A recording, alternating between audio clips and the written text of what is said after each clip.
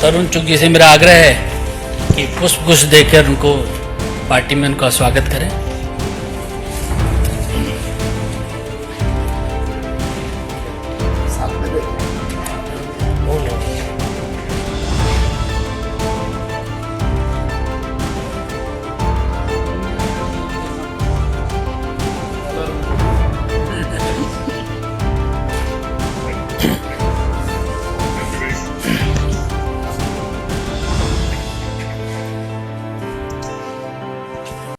मित्रों, मैं अपने आप को सौभाग्यशाली मानता हूं कि मुझे आज ये अवसर मिला एक इतने विद्वान, सरल स्वभाव के और अनुभवी राजनीतिक नेता, जिन्होंने अपने कार्य से वर्षों वर्षों तक पंजाब की सेवा करी, और मैं मानता हूं इनका योगदान शायद पंजाब के भी बाहर इसलिए जाता है कि जो जीएसटी काउंसिल का कारोबार था, और जीएसटी काउंसिल में जब शुरू से ही माननीय अरुण जेटली जी, मुझे भी सौभाग्य मिला इनके साथ काम करने का 2 जीएसटी मीटिंग्स में, और लगातार हम सभी का अनुभव ये रहा कि एक सोबरिंग इन्फ्लुएंस जो बहुत बैलेंस्ड, स्टडीड और देशहित को सर्वोप्रिय रखते हुए निर्णय लेने में अग्रसर रहते थे, ऐसे एक बड़े नेता पंजाब के आज भारतीय जनता पार्टी में प्रवेश कर रहे हैं। आपका मनप्रीत सिंह बादल जी तहे दिल से स्वागत है, और मेरा विश्वास है कि आपके आने से भारतीय जनता पार्टी मजबूत होगी। पंजाब में भी, देश में भी हमारा जो एक अटूट रिश्ता है सिख समुदाय के साथ, और माननीय प्रधानमंत्री नरेंद्र मोदी जी ने जिस प्रकार से लगातार गत 8 साढ़े 8 वर्षों में अलग अलग तरीके से सिख समाज के साथ सिखों की बात, सिखों की चिंताओं के ऊपर गंभीरता से निर्णय लेना। हाल में ही मैं अमेरिका में था प्रवासी भारतीय दिवस के दिन, और वहां एक बहुत बड़ा टोली सिख्स ऑफ यूनाइटेड स्टेट्स की मेरे पास आई, और उन्होंने मेरे माध्यम से माननीय प्रधानमंत्री जी का धन्यवाद दिया कि उन्होंने वीर बाल दिवस मनाकर एक प्रकार से एक वर्षों वर्षों तक जो लोगों के बीच में, सरदार सिख समाज के बीच में एक थोड़ी बहुत फीलिंग थी कि जो उनका इतना बड़ा मार्टरडम हुआ है, जो उनकी कुर्बानी है, उसका सही माने में देश ने श्रद्धांजलि नहीं दी है। उस काम को भी मोदी जी ने पूरा किया। करतारपुर साहिब कॉरिडोर हो, अन्य अन्य प्रकार से जो मोदी जी का आउटरीच रहा है, और जिस प्रकार से आत्मीयता का संबंध रहा है सिख समाज से, उसमें आपके आने से माननीय मनप्रीत सिंह बादल जी, मैं समझता हूं और नजदीकी आएगी सब पंजाब में और देश भर और दुनिया भर के सिखों के बीच में, हमारे बीच में। और मेरा मानना है कि आपके आने से आज भारतीय जनता पार्टी को बहुत बड़ा एक पंजाब में भी और देश की राजनीति में आगे बढ़ने के लिए एक बहुत स्वर्णिम दिन मैं आज को मानता हूं। साथ ही साथ एक बड़ी इंटरेस्टिंग चीज आपके साथ शेयर करना चाहूंगा। शायद ही पूरे नॉर्दर्न इंडिया में इतने सारे जो राज्य हैं, कोई वित्त मंत्री रहा होगा जिन्होंने 9 बजट पेश किए होंगे। माननीय मनप्रीत सिंह बादल जी ने 9 बजट पंजाब में पेश किए। इनका ऑलवेज बड़ा सोबरिंग इन्फ्लुएंस रहता था, देश हित को सर्वोप्रिय रखते हैं, देश हित के, पंजाब के हित के लिए चिंता करते हैं। और मेरा जो व्यक्तिगत अनुभव रहा है कई मीटिंगों में, पहले वित्त विभाग के नाते, दूसरा आगे चल के फूड और कंज्यूमर अफेयर्स के नाते, मैं समझता हूं कि माननीय मनप्रीत सिंह बादल जी पूरे समय देश की चिंता करते हैं, पंजाब की चिंता करते हैं। आज सुबह भी जब हमारी मुलाकात हुई तो उनके दिल की बातें निकल रही थी, जिसमें पंजाब में जिस प्रकार से अराजकता फैली हुई है, जिस प्रकार से पंजाब फाइनेंशियली वीक होते जा रहा है, जो नीतियां पंजाब में आज के दिन बन रही हैं, उससे जो चिंता उन्होंने व्यक्त की, मैं समझता हूं उनका संवेदनशील व्यक्तित्व उसमें मुझे एक झलक मिली। मेरा विश्वास है कि भारतीय जनता पार्टी और मनप्रीत सिंह बादल जी के आज हमारे साथ जुड़ने से पंजाब की जनता की भी सेवा में बीजेपी एक बहुत ही अहम भूमिका निभाएगी आगे आने वाले दिनों में। मनप्रीत सिंह जी, आप कुछ शेयर करें हमारे साथ। तो धन्यवाद। और मंच की और पीयूष जी, आपकी मर्जी से और आपकी इजाज़त से सबसे पहले तो जितनी दिल्ली की प्रेस को और आई है, मैं आप सबका यहाँ पहुँचने पे thank you for coming to cover this event.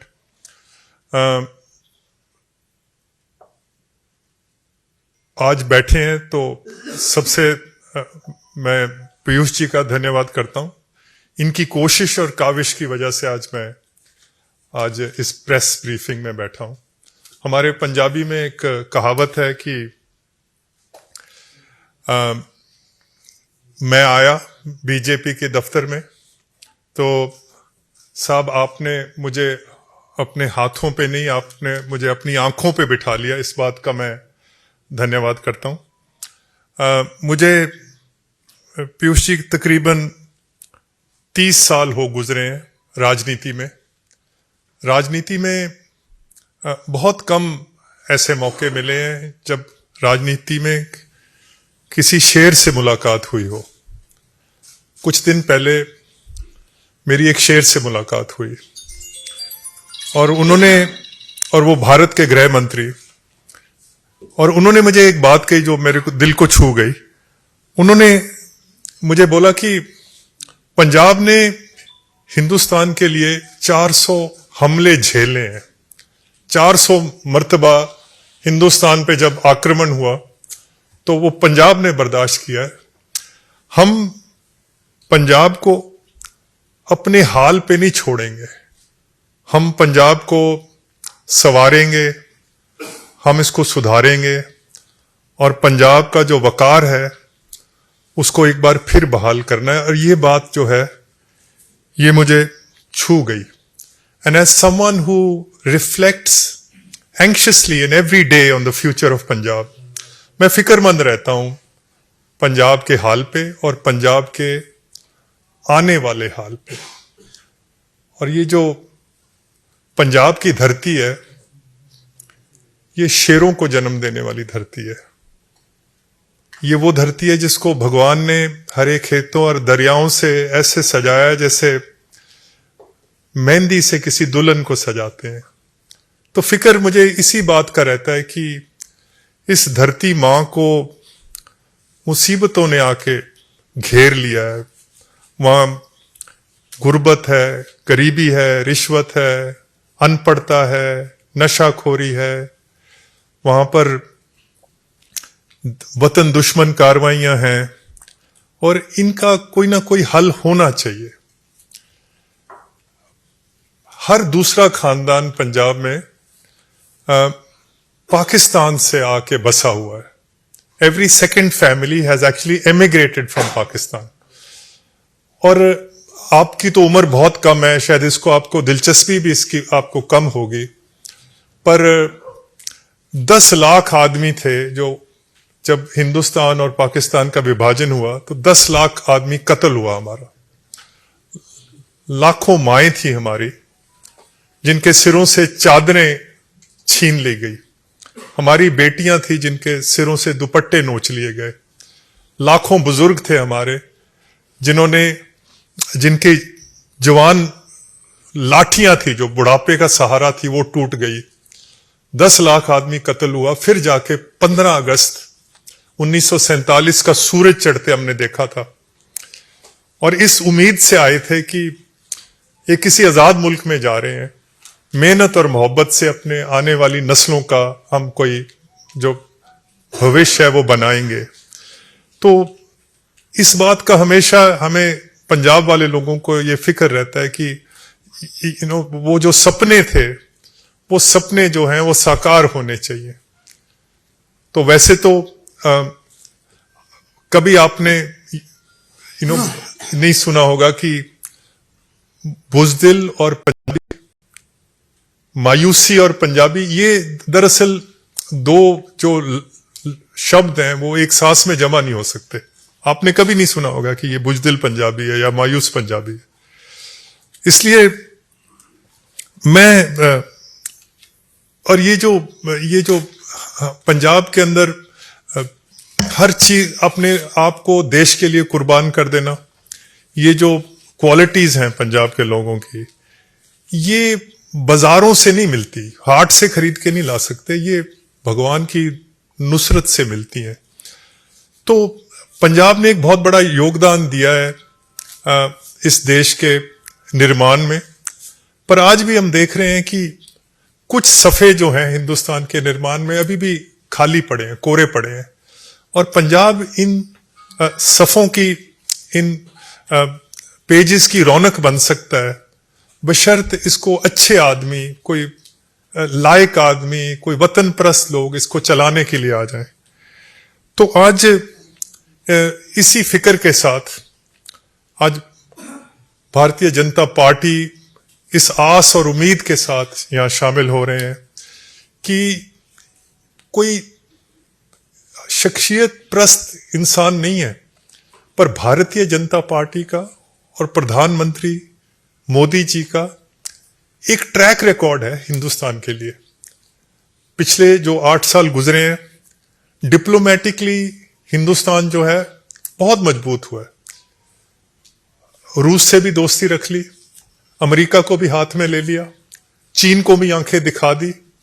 और पीयूष जी शायद इस बात की तायद करेंगे कि बहुत सस्ता तेल मिल गया हिंदुस्तान को। अगर सस्ता तेल ना मिलता तो देश में बहुत महंगाई होनी थी। आज यूरोप में, नॉर्थ अमेरिका में महंगाई बहुत है। अगर ये सस्ता तेल ना होता तो हालात बिगड़ सकते थे। हिंदुस्तान की जो इकोनॉमिक पॉलिसीज हैं पिछले 8 साल से, जो मोदी जी की खास करके PLI जो स्कीम आई है, वो मेक इन इंडिया की जो सारा है, वो देखे, उसकी वजह से हिंदुस्तान दुनिया की फैक्ट्री बन जाएगा। हिंदुस्तान वो हिंदुस्तान नहीं रहेगा जो आपने और मैं जिसको जानते हैं, हमारे बचपन वाला हिंदुस्तान नहीं है। हिंदुस्तान ने तरक्की बहुत करनी है। सवाल सिर्फ एक ही है कि उस हिंदुस्तान में पंजाब का क्या मुकाम होगा, पंजाब उस हिंदुस्तान में कहां खड़ा होगा। कि एक टाइम था पंजाब हिंदुस्तान के माथे का चांद हुआ करता था। कोई बहादुरी का मेडल आता था, पूछने की बात नहीं है, वो पंजाब से ही होता था। किसी से कोई खेल में कोई मेडल आता तो पंजाब से ही आता था। पंजाब स्लिप कर रहा है। और आज ये जो चुनौतियां हैं, अगर इसको कोई ना कोई हमें कोई पटड़ी पे चढ़ा सकता है तो वो प्रधानमंत्री और उनकी जो टीम है, ये जो मेरे बगल में बैठे हैं, you running the 5th largest economy, the 3rd largest military in the world. It's the 7th biggest, country in the world. Or these are very exciting times to be a politician. These are very exciting times to be an Indian. You could have actually been an Indian from 1947 to 1995. Nothing was happening for India. And thanks to Modi ji, वो जो 8%, 9% जो growth आ रही है इस वक्त, मैं subject to correction sir, we are a $3.25 trillion economy. जिस दिन हिंदुस्तान $6 ट्रिलियन इकोनॉमी बन गया, we will become a meaningful society. तो उस आस और उम्मीद के साथ आज बीजेपी और मोदी जी के जो इनका जो लीडरशिप है उसमें पंजाब का, और वैसे तो एक पंजाबी में मुहावरा है कि दोस्ती में, दुश्मनी में और आशिकी में इंसान को दिल तो बड़ा ही रखना चाहिए, दिल छोटा नहीं रखना चाहिए। तो कांग्रेस को तो आज खैर बात कह के आज भारतीय जनता पार्टी में शामिल हो रहे हैं। जिनके साथ कभी बैठ के पानी भी पिया हो, उसके बारे में भी इंसान को बुरा बोलना नहीं चाहिए। बट मुश्किल ये थी कि how can you operate in a party which is at war with itself, अपने साथ ही जंग है। धड़े बने हुए हैं, जो 4-5 धड़े होते हैं, एक को लीडर ऑफ ऑपोजिशन बना देते हैं, एक लीडर ऑफ लेजिस्लेटर पार्टी बन जाता है, एक लीडर ऑफ कैंपेन पार्टी, एक दूसरे को साथ लड़ाई का वहां हर मतलब पंजाब में नहीं, हर कांग्रेस के हर स्टेट में यही हाल है। हम सियासत करते हैं मुल्क के लिए, कोई कुछ ना कुछ अपनी कौम के लिए करेंगे। इस धरती माँ का कर्ज देना है, हम कोई धड़ों की सियासत थोड़ी करेंगे। तो ये वजह है कि कांग्रेस जो छोड़ने की नौबत पड़ी, कि हमने धड़ों की सियासत थोड़ी करनी है कि एक हम जिस धड़े में है वो धड़ा आगे आए। सो मैं एक बार फिर पीयूष जी आपका और सारे मंच का, मोदी जी का, अमित शाह जी का, और खास करके जो प्रेसिडेंट हैं उनको बधाई भी देनी चाहता हूं, उनको एक्सटेंशन मिली है। तो नड्डा साहब का, हमारे हमसाया हैं, हमारे पड़ोसी हैं पंजाब के, तो आज एक नया सफर जो है उसकी शुरुआत कर रहे हैं। सो मैं ज्यादा लंबी बात नहीं आज करूंगा, और भगवान से कि भगवान हमें हिम्मत दे, भगवान हमें अकल दे कि हम इस देश की सेवा कर सके, पंजाब को आगे ले जा सकें। आज यही मेरे दिल के जो तासुरात हैं कि कैसे न कैसे देश आगे बढ़े। और वैसे तो दिल की बातें करनी थी प्रेस के साथ, और दिल की बातें तो वो तो पंजाबी च ही हो सकती हैं, पर मादरी जुबान, क्योंकि दिल दी बंदा जदों पर क्योंकि तुसी समझदे नहीं पंजाबी, तो मैनू राष्ट्रीय जुबान का सहारा लेना पिया। पर जब पंजाब में जाऊंगा तो ऑफ कोर्स पंजाबी में। सो एक पंजाबी का एक शेर मैं जरूर कह दूंगा, अब पता नहीं, एक बहुत बड़े शायर हुए हैं पंजाब के, उन्होंने लिखा था कि मैं हार दे मुंह ते भी, जब मायूसी भी होती है, असार जित दे वेना या, सिकंदर वेखदा शीशा सी मैं तलवार वेना या। और कहता है वले पा के, ये बीजेपी के लिए है, वले पा के मेरी सेदो निकल तूफान जांदे ने, मेरे सामने आके पहाड़ मैदान जांदे ने। और ये मोदी जी के लिए है, फकीर हुंदा होया भी बहना मैं सुल्ताना दे तख्तां ते, फकीर हुंदा होया भी बहना मैं सुल्ताना दे तख्तां ते, वक्त रहिंदा है वक्तां वालियां नू वक्तां ते। और कहता है, और ये अखीरला बंद है इस शेर का, ही सेज माड़ू छौ दे होण तराक जेड़े, जो दरियाओं में समुद्रों में तैरते हैं, माड़ू छौ दे होण तराक जेड़े, वेंदे रहे ने जोश समुद्रां दे, हड़ दियां छल्लां वांगू उठण फिर डिगण फिर उठण, हड़ दे मोढियां ते चढ़े रहन वाले। और लास्ट लाइन है, और ये लहू से लिख लो, अगर पेन नहीं है तो लहू से लिख लेना। कहता है पल दी जिंदगी है भावें बुलबुले दी, एक बुदबुदे ने कितनी जिंदगी है, एक पल की जिंदगी है। इस पल दी जिंदगी है भावें बुलबुले दी, पर दरिया ते चोटी दी जिंदगी है। एक पल भी रहना है पर दरिया से ऊंचा होकर रहना है। ये मोदी जी की शान है। बड़ा धन्यवाद, थैंक यू।